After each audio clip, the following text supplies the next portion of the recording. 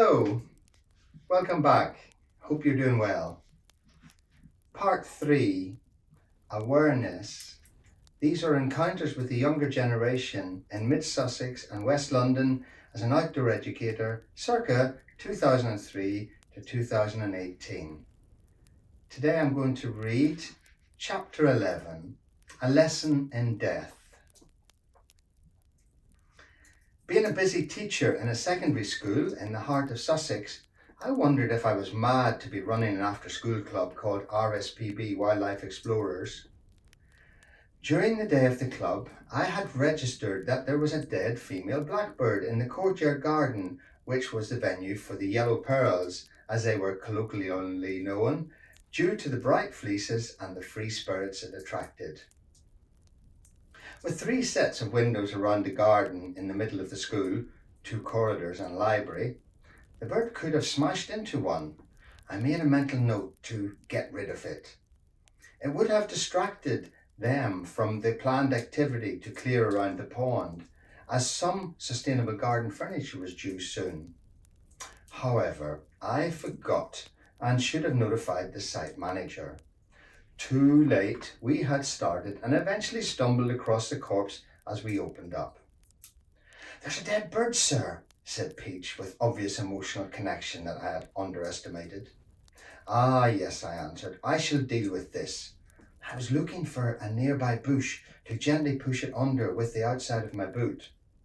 As a humanities teacher, which included RE, I felt I was suitably qualified to introduce death, which is a taboo subject in our society.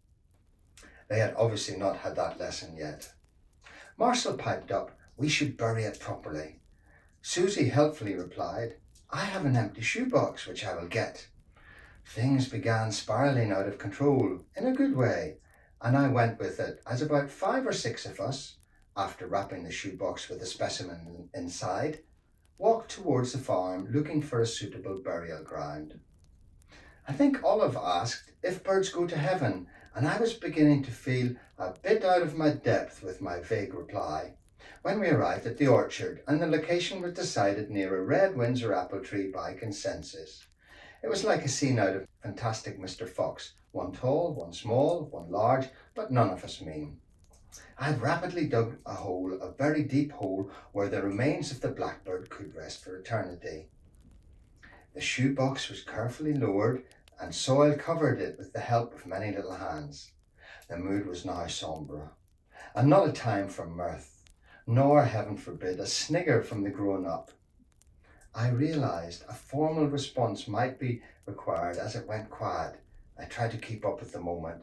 Peach, the smallest girl, put her hands together in a prayerful pose and gave me a look as if to say, "This is your bit." I quickly followed suit and heard the words come from my own mouth. "Dear Father God, we thank you for the life of the blackbird, cut short so dramatically, it." That was written in May 2020 about the club circa 2003.